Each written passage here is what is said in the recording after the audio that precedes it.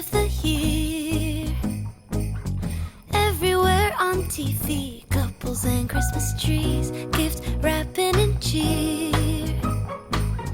Just the worst time to be without someone special. Hey guys, it's Madison, and it is the end of 2022, which means that it's time for a review of my goals for the year to see how well I actually accomplished all of them. And also stay tuned for the reveal of my TOPIK Maragi test results, my speaking test results. So yeah, without further ado, let's get into it. I kind of went language by language when setting these goals, so I'm going to do the same when I go through them.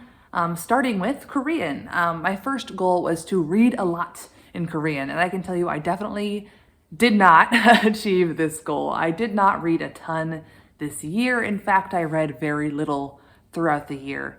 I finished up the novel I was reading, Omaru Putake, at the end of January, and I reread part of a book that I already started in February, and then I kind of did nothing, and then I finally started reading my next book on my list of things to read, which was my Korean linguistics book, and I started reading that in October.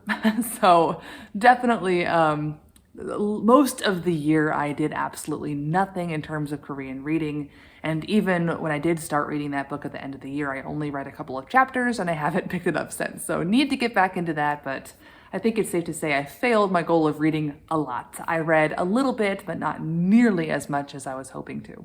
The next goal I set was increasing the variety of content that I consume, and my goal was to get more kind of formal or academic style of vocabulary in my content that I was consuming through like news, stuff like that. And I didn't do this one either. I did not watch almost any news. I mean, just probably less than 5 news broadcasts throughout the entire year. I had a couple phases where I would watch some variety shows like 무엇이든 물어보살, which is like kind of an advice show. And on those kind of shows, like you end up kind of hearing a lot of different topics and stuff, but it is still kind of conversational. So there were times where I got a little bit of variety in my content, but for the most part, it was just dramas throughout the year.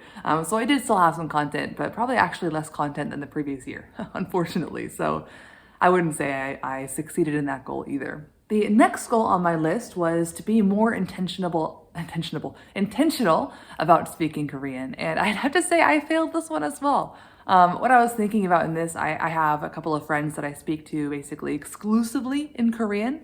Then I had a couple of friends where I mostly actually speak in English to, who are Korean and who speak Korean. And so I was hoping to speak more to those friends in Korean and kind of try to increase the amount of speaking in my life that was happening in Korean. And that didn't really happen. I ended up not hanging out with those friends very much in the beginning of the year.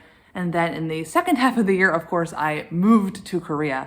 And so in that sense, my speaking in Korean did increase a decent amount just because now living in Korea, although this is the US, I'm here for the holidays, but living in Korea like I have been and will continue to in the new year, you know, when I shop, when I don't know, order food, that kind of stuff, that's all happening in Korean, but it's still a very small percentage of my life. So I guess more than when I was living in the US, since those small little daily activities are happening in Korean, but not nearly as much as I was kind of imagining and hoping at the beginning of the year. So I'm speaking some in Korean, but not nearly as much as I had hoped.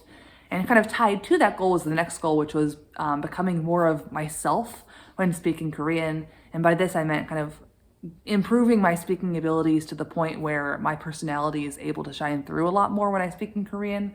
Because while I'm pretty fluent in Korean, I'm not to the point where I feel like I'm comfortable expressing myself in every way that I want to in Korean. And I definitely did not achieve that.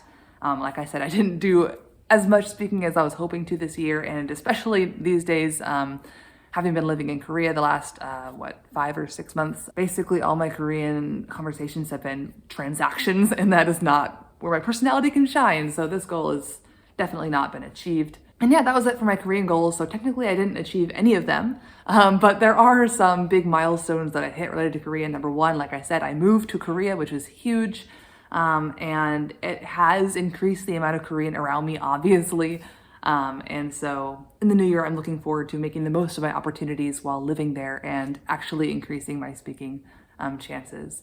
And the other thing I did related to Korean this year that I didn't have a goal for, but that ended up happening, is that I took the TOPIK 말하기 시험, so the TOPIK speaking exam. The first ever TOPIK speaking exam occurred in November. I took it, and drumroll please, my results are I got 127 points out of 200 possible points, which means that I got level 4, which if you watched my vlog of the test taking experience where I discussed the results as well, that is what I predicted for myself, a level 4, just based on the descriptions of the levels.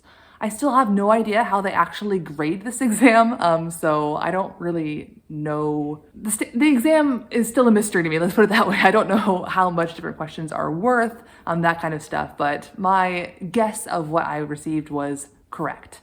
Now, the unfortunate thing is that when I checked the levels, like what points gets you what level, I realized that 130 points would be level 5. So I was 3 points away from being level 5. So part of me is like, what a shame, but I'm still pretty satisfied, I guess, considering I did almost no preparation and kind of just went in blindly after not speaking much Korean this year at all. I feel like level 4 isn't a bad place to start out with, and this definitely gives me the oomph and motivation I need. I might even take the test again next year, who knows, but this definitely makes me really want to work on improving my speaking more and becoming more comfortable speaking more easily in Korean, even though I still consider myself fluent. You know, those things like the more formal, like breaking down a graph, that kind of stuff. I would love to become more comfortable doing even those kind of things in Korean as well. All right, moving on from Korean, the next language I had goals for was Mandarin Chinese. And my overall goal was just to keep doing what I was doing at the beginning of the year. And basically that included my kind of sub goals. So continue using the Do Chinese app to do some little daily reading snippets, and then also to continue getting language exposure through dramas. And so I'll just go ahead and say I would consider myself having failed these goals because I didn't really actively study Chinese almost at all this year, to be totally honest. I think I didn't do Chinese until October, when I got a little bit back into doing some Chinese studying. And so I wouldn't consider that continuing to use the Do Chinese app, doing it a couple times in 1 month of the year. So failed that. Now continuing to get language exposure through dramas, I definitely did do that. So check, I guess it's the first goal that I technically achieved, is I've been watching cheesy Chinese dramas pretty consistently. I enjoy putting that on like while I cook or while I eat, or just kind of in the background as I do things in life. So since I enjoy the entertainment, I've been happily continuing to consume that media. And so I have been still having Chinese in my ear throughout the year, but I have not been really actively studying it with the exception of that little brief amount of time in October, and like here and there very slightly in the first couple months of the year. And then I had set like a maybe goal of possibly reading a novel. That definitely did not happen. I think when I set that goal, I was thinking if I continued to kind of get daily exposure through things like Do Chinese and improve my reading skills, then I might get to the point where I was able to read a novel. Even then, at the beginning of the year, I was like, maybe, possibly, and yeah, considering I didn't even do the basic goals that I'd set, I definitely did not get to reading any novels. But yeah, at least I got the continued exposure through dramas that I had hoped for. Moving on to Japanese. So Japanese, again, similar to Chinese, my main goal was to keep doing what I was doing. At the end of the year last year and kind of continuing into the new year, I was really, really consistent with my language studying.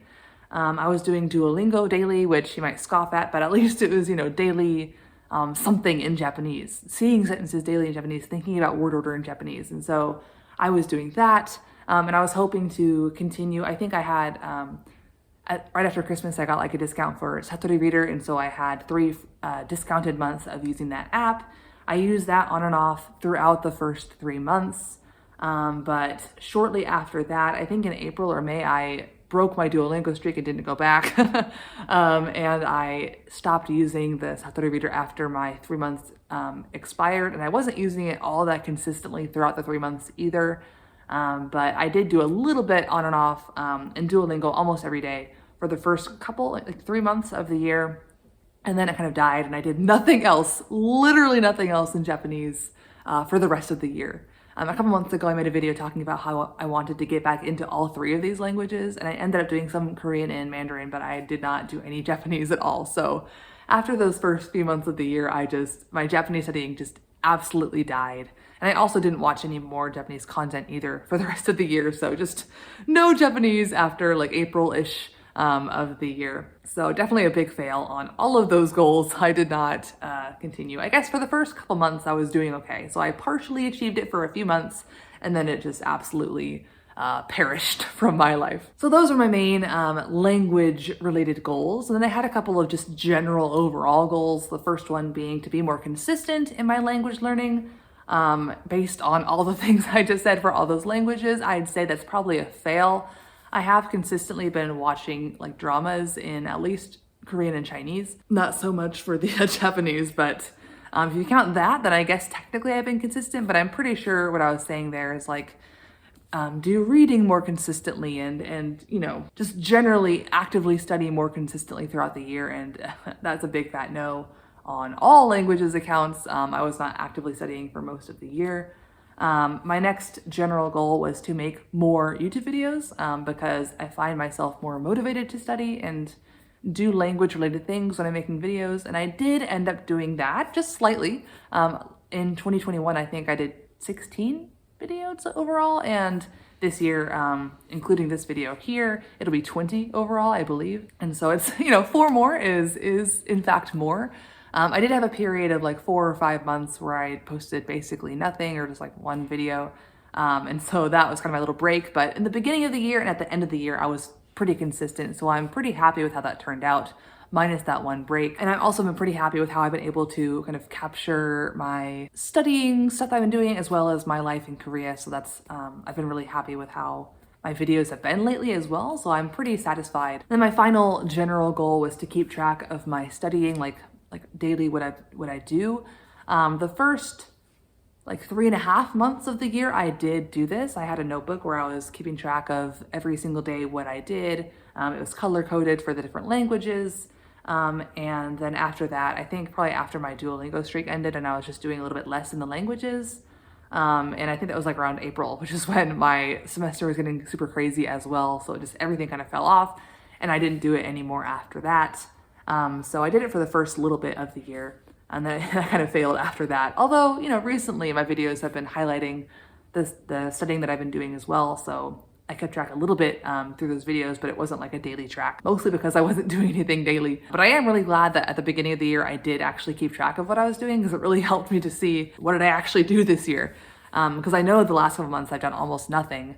And so I was thinking, oh, this whole year has been a wash. But actually looking back, the first couple of months I was doing quite a bit in all 3 languages, or at least a little bit in all 3 languages before I kind of fizzled out on my language studying for a while. So yeah, that's kind of like a partial pass, I guess, but mostly a fail again because it only happened for 3.5 months. So yeah, that's all of the goals I set for the year, as well as some things that I didn't even imagine that I would do, like taking the TOPIK speaking exam. And a major thing that I've been referring to throughout the video is that I moved to Korea. Like my life totally changed this year, kind of unexpectedly as well. If you've seen that video where I move, I kind of applied for a job in Korea, kind of just on a whim one day. I was like, I'm probably not gonna get this job, but what the heck, I'll just send in my resume. And I ended up getting the job and it's been amazing. So I was kind of hating my job that I had prior to this. And so I went from a really dull job with just some language stuff on the side to having a great job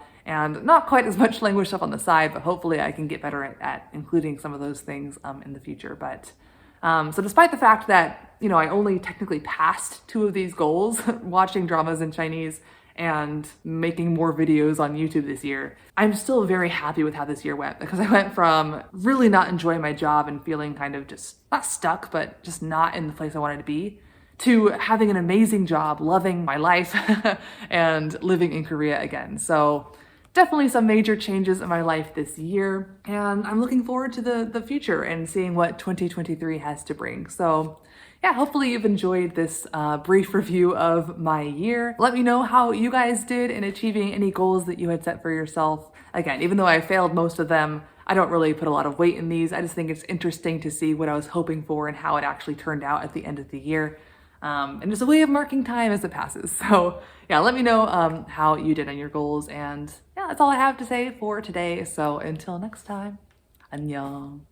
I dream of December nights, kissing under bright lights, snowflakes in my hair, carols playing in the air. I dream of December nights, kissing under bright lights, red bow in my hair, sleigh bells in the air. The only thing I'm missing is you.